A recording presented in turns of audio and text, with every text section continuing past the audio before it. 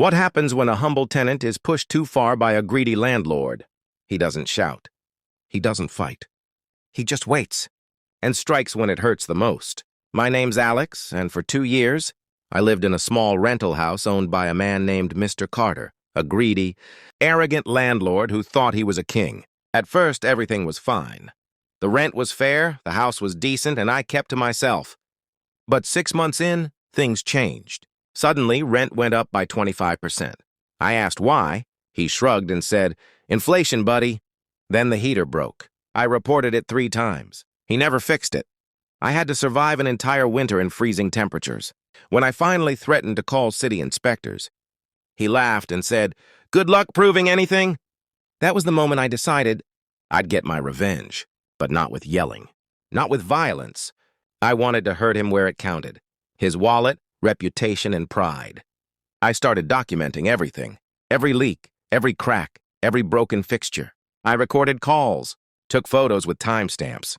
I even installed a small hidden camera in the living room, not for spying, but to prove I was living in unsafe conditions. Then, I went to city housing authorities and filed a formal complaint.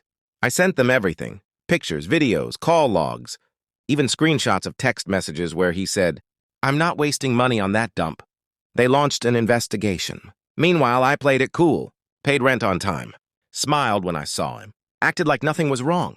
2 months later, city inspectors came unannounced while Mr. Carter was there fixing something, finally.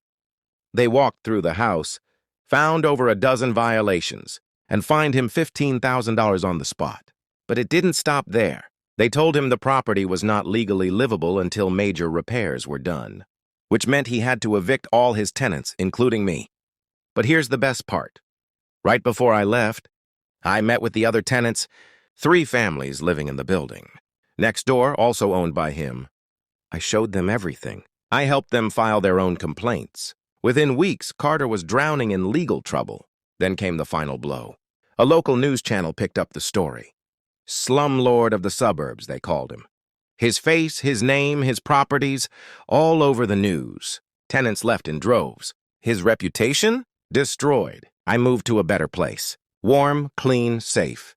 And every time I pass by that old street and see the "For Sale" sign on his empty property, I smile. Because some revenge doesn't need words, just patience and proof. If you enjoyed this cold, calculated revenge, hit that like button and share it with someone who believes karma always finds a way. Got your own revenge story? Drop it in the comments. We just might feature it next.